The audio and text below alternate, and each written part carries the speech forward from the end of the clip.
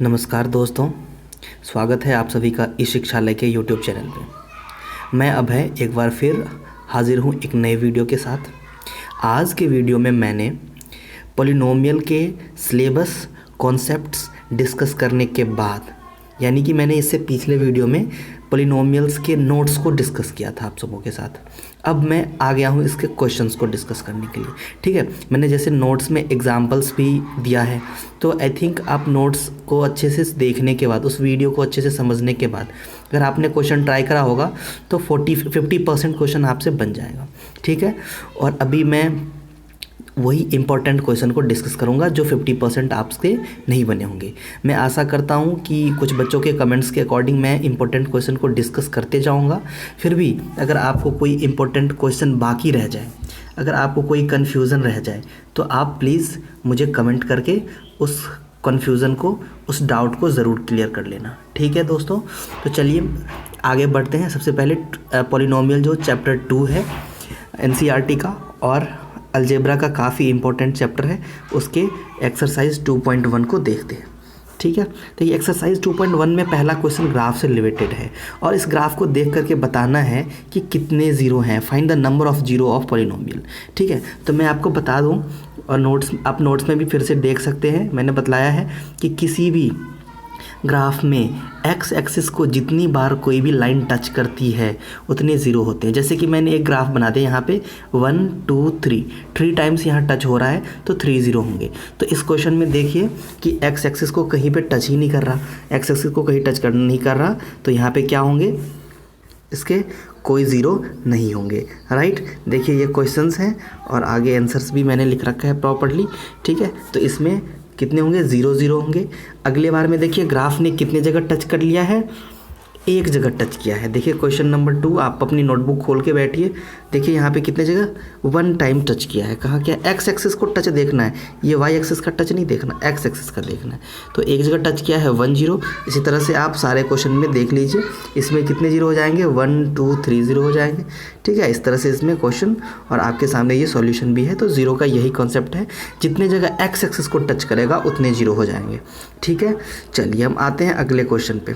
ये 1.1 में यही थे कि ग्राफ्स और जीरो। ठीक है, चलो ये क्वेश्चन देख लेते हैं कि इसमें ये अजीब सा थोड़ा ग्राफ है, इसमें कितने जीरो होंगे। अब ध्यान से देखो, एक्स एक्सिस पे फोकस करना है बस, वाई एक्सिस को देखना ही नहीं है। तो देखो एक्स एक्सिस पे कितने बार टच हो रहा है, 1 2 3 टाइम्स टच हो रहा है, तो इसके कितने ज़ीरो हो जाएंगे, 3 ज़ीरो हो जाएंगे। ठीक है, तो ये सारे मैंने अच्छे से क्वेश्चन में डिस्कस कर दिया है। देखिए ये 3 0, ठीक है, 3 टाइम्स टच किया। तो हम आ जाते हैं एक्सरसाइज 2.2 पे। देखिए मैं इंपॉर्टेंट क्वेश्चन को ही डिस्कस करूंगा, क्योंकि मैंने नोट्स इतने अच्छे दिए हैं कि आपको उसे समझ लेने से बहुत ही ज़्यादा परेशानी नहीं होगी समझने में। फिर भी अगर आपको कोई क्वेश्चन डाउट है तो मैं आपके कमेंट का ही इंतज़ार करूँगा और फिर उससे रिलेटेड वीडियो मैं बना दूँगा या फिर कमेंट सेक्शन में ही आपको क्लियर कर दूँगा।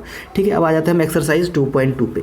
देखिए ये भी बहुत ही अच्छा एक्सरसाइज है, इसके नोट्स को हमने काफ़ी अच्छे से डिस्कस किया है। देखिए यहाँ पे क्या करता है कि find the zero of polynomial, ठीक है, quadratic equation and verify relationship between zero and the coefficient. ठीक है, तो relationship between zero and coefficient क्या होता है, मैंने क्या बताया था कि क्वाड्रेटिक इक्वेशन के हमेशा 2 रूट्स होते हैं, अल्फ़ा और बीटा। तो अल्फ़ा और बीटा के बीच रिलेशनशिप क्या होता है कि अल्फ़ा प्लस बीटा और अल्फ़ा इंटू बीटा, यही रिलेशनशिप होता है। अल्फ़ा प्लस बीटा की कुछ वैल्यू होती है, अल्फ़ा इंटू बीटा की कुछ वैल्यू होती है। तो वही चीज़ें यहाँ पे हम क्लियर करेंगे जो नोट्स में देख लिया है। चलिए इसके हम कोई भी एग्जांपल उठाते हैं। ठीक है, सेकंड एग्जांपल जो सेकंड क्वेश्चन है इसका वो हम करते हैं डिस्कस। ठीक है, ये रहा सेकंड क्वेश्चन। ठीक है, चलिए देखिए सॉल्यूशन मैंने सारे आपको अवेलेबल करवा दिए हैं, आप देख के भी कर लीजिए, लेकिन मैं यहाँ इंपॉर्टेंट ही डिस्कस कर रहा हूँ। देखिए ये सेकंड क्वेश्चन काफ़ी इंपॉर्टेंट है। यहाँ पे क्या है, 4s² माइनस 4s प्लस 1। ठीक है, तो इसमें सबसे पहले हमें जीरो फाइंड करना है कि ये क्वाड्रेटिक इक्वेशन है, इसमें जीरो क्या है। ठीक है, तो देखिए इसके जीरो इसको फाइंड करेंगे तो इसके लिए हम फैक्टराइजेशन मेथड यूज़ करेंगे। ठीक है, प्राइम फैक्टराइजेशन मेथड। ठीक है, प्राइम फैक्टराइजेशन मेथड में हम यहाँ पे सबसे इजी वे में कैसे गेट करेंगे, देखिए ये 4s² माइनस 4s प्लस 1 है ना, तो ये a माइनस बी का होल स्क्वायर है। चलिए यहाँ पे मैं थोड़ा सा आपको क्लियर करता हूँ। देखिए 4s² को हम क्या लिख सकते हैं, 2s का होल स्क्वायर लिख सकते हैं, हाँ लिख सकते हैं। माइनस 4s को क्या लिख सकते हैं, 2 × 1 लिख सकते हैं, और लास्ट में जो है वो क्या है 1 का स्क्वायर है। तो क्या हो गया a² माइनस 2ab और प्लस b² हो गया ना। तो a² minus 2ab plus b² क्या होता है, a माइनस b का होल स्क्वायर होता है। तो देखिए यहाँ पे a क्या है 2s है और b क्या है 1 है, तो क्या हो जाएगा 2s माइनस 1 का होल स्क्वायर। तो यही है आपके सामने 2s माइनस 1। तो ये हमें क्या मिल गया, फैक्टर मिल गया। तो जब हमें फैक्टर मिल जाता है तो फैक्टर से हम 0 गेट कर लेते हैं। तो फैक्टर से 0 गेट करने के लिए हमें क्या 2s माइनस 1 इक्वल्स टू 0, यानी s की वैल्यू 1/2 आ गई। ठीक है, तो यहाँ पे होल स्क्वायर है, इसका मतलब 2 इक्वल 0 है, तो 1/2 2 इक्वल 0 है।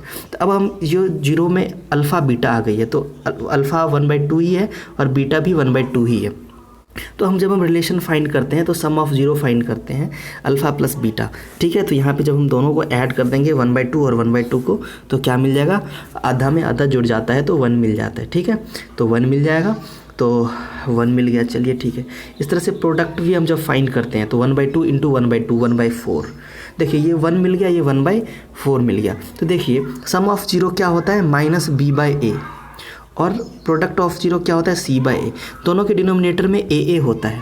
देखिए यहाँ पे जब सॉल्व करके 1 आया तो डिनोमिनेटर में क्या था 1 था, 1/1, और यहाँ पे डिनोमिनेटर में 4 आया, a की जगह पे 4 आ गया।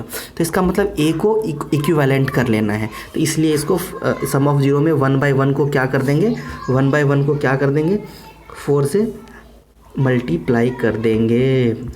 तो क्या हो जाएगा, ये हो जाएगा माइनस इंटू -4।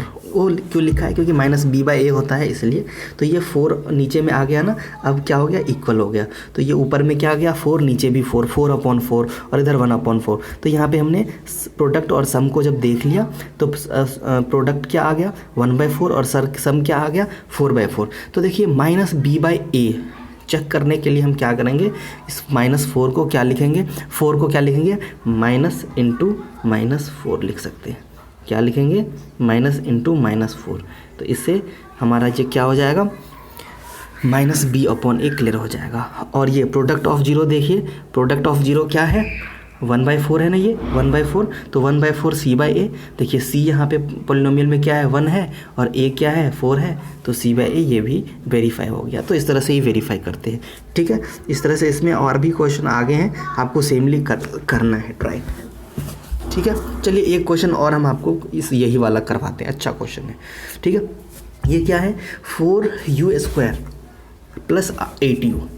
इसमें भी क्या करना है, इसके 0 फाइंड करने हैं और इसके बाद फिर इस 0 के रिलेशनशिप यानी सम और प्रोडक्ट को वेरीफाई करना है कि माइनस b/a c/a है कि नहीं। देखिए सबसे पहले ये इक्वेशन जो है क्या है 4u² प्लस 8u। यहाँ पे क्या है, अगर हम इसकी बात करें तो ax² plus bx plus c। इसमें a और b तो है बट c है नहीं, तो c नहीं है तो हम क्या करेंगे c को कुछ मान लेंगे और c को यहाँ पे हमने 0 मान लिया। ठीक है, तो अब हमें यहाँ पे a की जगह पे 4 मिल गया, b की जगह पे 8 और c की जगह पे 0। अब हम इसको क्या करते हैं फैक्टराइज करते हैं। तो फैक्टराइज करने के लिए क्या करेंगे 4u² और 8u में दोनों में 4u कॉमन है, तो 4u कॉमन लेकर के 4u इंटू u+2 हमें फैक्टर भी मिल गया। ठीक है, अब फैक्टर मिल गया है तो अल्फ़ा बीटा यानी दोनों 0 फाइंड कर लेते हैं। तो देखिए दोनों 0 फाइंड कर लिया, तो ये क्या मिल गया 4u इक्वल्स टू 0। इसे सॉल्व करके u इक्वल्स टू क्या हो जाएगा 0, और दूसरा u-2 इक्वल्स टू 0, तो u इक्वल्स टू +2। ठीक है, तो ये +2 है तो उधर जा कर के क्या हो जाएगा -2। ठीक है, तो ये -2 मिल गया। तो u के हमें दोनों 0 वैल्यू मिल गए, एक 0 एक -2। ठीक है, अब जब हमें अल्फ़ा और बीटा मिल गया, ये हो गया अल्फ़ा और ये हो गया बीटा, अल्फ़ा बीटा मिल गया तो सम फाइंड कर लेते हैं अल्फ़ा प्लस बीटा। ठीक है, अल्फ़ा प्लस बीटा फाइंड कर लिए। ठीक है, तो अल्फ़ा प्लस सम करने से क्या हो जाएगा भाई 0 और -2 को ऐड करेंगे तो -2 होगा। प्रोडक्ट भी कर लेंगे तो क्या हो जाएगा 0 को -2 से मल्टीप्लाई कर लेंगे 0 हो जाएगा। अब हम यहाँ पे वेरीफाई करेंगे कि सम क्या होना चाहिए -b/a और प्रोडक्ट क्या होना चाहिए c/a, है कि नहीं है। बिल्कुल चेक कर लेंगे है कि नहीं। देखिए a दोनों में कॉमन है ना, जैसे पिछले क्वेश्चन में क्या था, यहाँ भी देखेंगे कि डिनोमिनेटर दोनों का सेम है कि नहीं। देखिए इसका तो 0 आ है, डिनोमिनेटर 0 है, प्रोडक्ट निकला है तो डिनोमिनेटर में क्या है 1 है, और इसका देखिए -2 निकला है, हाँ सम, तो डिनोमिनेटर में 1 है, तो 1 है तो इसका मतलब दिख रहा है क्या कि 1 1 दोनों में इक्वल है। ठीक है, तो 1 1 इक्वल है, लेकिन हमें इक्वेशन में देखना है कि 1 नहीं है। तो चलो क्या है, 1 नहीं है तो 4 है, ए के जगह पे 4 है, तो क्यों ना हम ए को 4 बना लें। ठीक है, तो ए को 4 बनाने के लिए क्या कर लिया, 4 से मल्टीप्लाई कर दिया सम को भी और जीरो। देखो सम क्या है -2, तो -2/1 को 4 से मल्टीप्लाई कर दिया। देखिए ये क्या आ गया, ये आ गया -8/4। ठीक है, इस तरह से 0/1 को 4/4 से मल्टीप्लाई कर दिया तो 0/4। देखिए अब ये -b/a है कि नहीं, बिल्कुल है। देखिए b की वैल्यू 8 है, यहाँ पे देखिए 8 है, b की वैल्यू क्या है, b की वैल्यू 8 है, और यहाँ पे -b यानी कि -8 और a की वैल्यू 4 है तो 4 है, तो ये -b/a वेरीफाई हो गया। फिर इस तरह से प्रोडक्ट भी c/a है कि नहीं चेक कीजिए। देखिए c के जगह पे 0 और a के जगह पे 4। देखिए बिल्कुल इस इक्वेशन में क्या है, c तो कुछ है ही नहीं, तो 0 मान लिया था और a के जगह पे 4। तो इसी तरह से हम क्या करते हैं, सबसे पहले कोई भी पॉलिनोमियल को फैक्टराइज करते हैं। फैक्टराइज करने के बाद जब हमें रूट्स मिल जाता है तो उसे अल्फ़ा बीटा मान के फिर हम सम फाइंड करते हैं, प्रोडक्ट फाइंड करते हैं। सम प्रोडक्ट जब फाइंड करते हैं फिर उसके बाद हमें सम इक्वल्स टू, हमें पता है कि सम इक्वल्स टू क्या होता है, -b/a और प्रोडक्ट इक्वल्स टू c/a। तो यहाँ पे दोनों में a है और क्वेश्चन में भी a होता है, उसे देख के कंपेयर करके हम फिर फाइनल कोई वैल्यू निकाल लेते हैं, और जो वैल्यू निकालते हैं तो हम देखते हैं कि वो क्वेश्चन के ABC से मैच कर रहा